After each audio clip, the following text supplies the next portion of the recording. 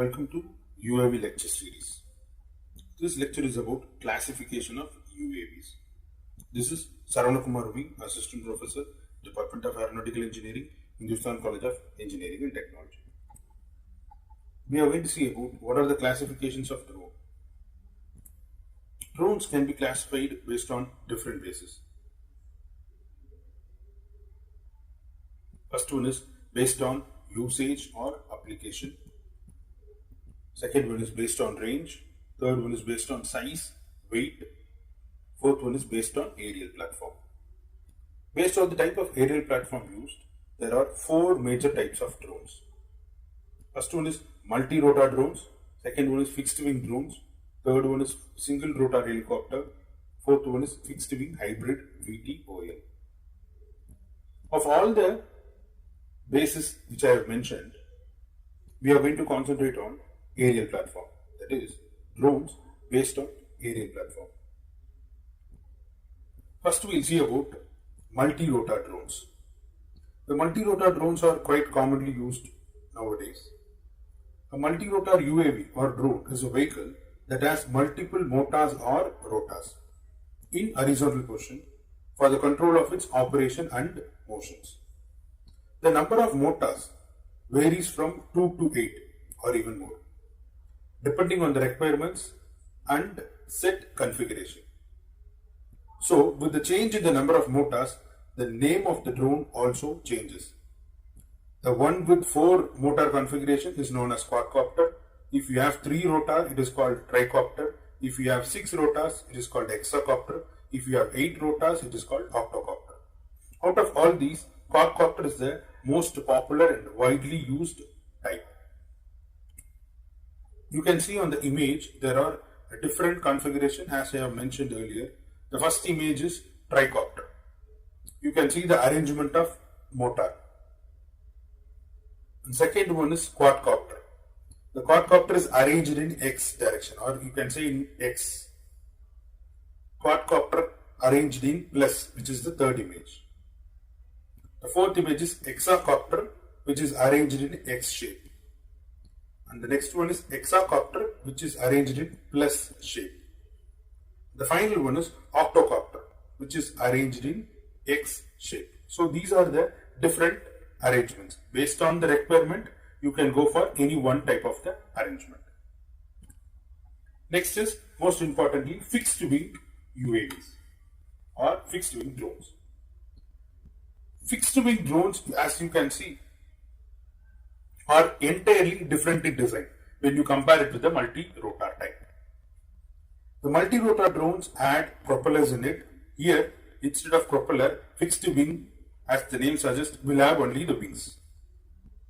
They cannot hover at one place, but they can fly on the set course till the energy source is functional. Most fixed wing drones have an average flying time of a couple of hours. If it is an engine powered or gas engine powered, it can fly up to 16 hours or even more. Owing to their higher flying time and fuel efficiency, fixed wing drones are ideal for long distance operation. For example, it can be mapping or surveillance. But they cannot be used for aerial photography.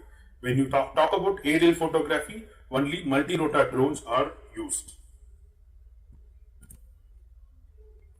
The biggest drawback when it comes to fixed wing is that it requires a runway. It is higher in terms of cost. It also requires skilled labor. Also, a skilled pilot is required. You can see the images of fixed wing, different types of fixed wing. Since we are talking about different types, the types maybe depends upon wing design. As you can see, there is a straight wing type, swept wing type, and a delta wing type. Again, based on the requirement, you can pick any one of the type. Next is single rotor drones. As the name suggests, single rotor drones have only one rotor, which we call it as a main rotor, and a small tail to control its direction. Single rotor drones are strong and look similar in structure and design to an actual helicopter. Or you can say single rotor drones are a prototype of an actual helicopter. They have one big rotor, which is like one big spinning wing, plus a small sized rotor on the tail for direction and most importantly stability. You can see the image of a single rotor drone. Fixed wing hybrid VTOL. VTOL stands for vertical takeoff and landing. Fixed wing hybrid is nothing but it is a combination of both multi-rotor and fixed wing. You can see on the image you have propellers as in the multi-rotor, you have a wing as in the fixed wing. From that itself you can understand it is a combination of both fixed wing and multi-rotor. So that it can take off vertically, it can move forward as an airplane also. For delivering, these type of drones are commonly used. Delivery of goods, delivery of food packets, delivery of medicine, whatever, these type of drones are preferred. Now we'll see the pros, cons and uses of these different models. As you can see, first one is multi-rotor. Multi-rotor, as we have discussed, it is easy to use, good camera control. Even DJI prefer multi-rotor type drones. That is the biggest advantage. The disadvantage, every model there is a disadvantage. Here for multi-rotor, the disadvantages is that it can fly only for a shorter time. Even a DJI model can fly only for 30 to 40 minutes, maximum of 30 minutes. And the payload carrying capacity is less, or you can say for different types of multi-rotors, the payload carrying capacity might differ. Fixed wing. Fixed wing, the advantage of fixed wing is that it has long endurance, it can cover large area, fast flight speed. The disadvantage is that it requires a runway to launch or a launcher. Okay, so it requires a runway, which is you can't find a runway everywhere, it is not possible. Harder to fly, which means you require a proper certified or you can say trained pilot to operate. Expensive. Next is single rotor. Long endurance possible if you are going to power it with a gas. Heavier payload carrying capacity. As I mentioned already, it can be used for drone delivery type of operations. Disadvantage here is more dangerous, harder to fly, expensive. Fixed wing hybrid. VTOL and long endurance possible. It is not perfect at either hovering or forward flight. Still in the developing stage. It can be possible for drone delivery. Categorization of UAS, that is unmanned aircraft system. How we can categorize? We can categorize this in three types. One is remotely piloted aircraft system, RPAS. We'll discuss that in detail. Next one is model remotely piloted aircraft system. Third one is autonomous unmanned aircraft system. As I told, we are going to discuss about RPAS, remotely piloted aircraft system. In India, operations of drone are controlled by DGCA, Director General of Civil Aviation. They have created a separate platform called Digital Sky Platform. Using that, they are controlling the operations of drone within India. In that Digital Sky Platform, if you enter, you can see these categories of RPAS. First one is nano drones. In terms of size, we have seen that in the first slide itself. In terms of size, also weight, it is called nano. Up to 250 grams. It will weigh up to 250 grams. Micro, more than 250 grams up to 2 kg.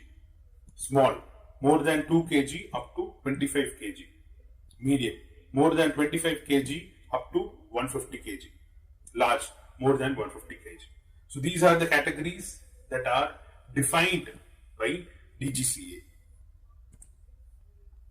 Many of us might be thinking whether it is possible to operate all these classifications of drone, or is there any procedure to be followed? Yes.